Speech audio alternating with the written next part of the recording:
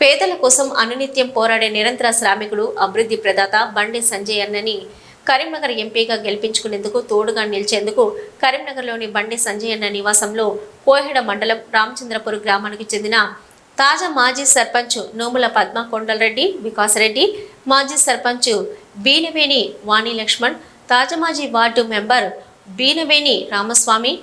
బతునవాలిపల్లి గ్రామంకు చెందిన యువకులు భీమా సాంబరాజు, పడాల అజయ్, కాశెట్టి సాయికృష్ణ, చింతల వికాస్, మారెల్లి రాకేష్, బండి సంజయ్ అన్న, బీజేపీ రాష్ట్ర కార్యవర్గ సభ్యుడు కోమటిరెడ్డి రామగోపాల్ రెడ్డి, బీజేపీ మండల అధ్యక్షుడు ఖమ్మం వెంకటేశం నేతృత్వంలో బీజేపీ పార్టీలో చేరారు. ఈ కార్యక్రమంలో పిల్లి నరసయ్య, మేకల రజనీకాంత్ రెడ్డి, గుగ్గిళ్ల శ్రీనివాస్, చేపూరి తిరుపతి, ఖమ్మం సతీష్, కక్కర్ల దామోదర్,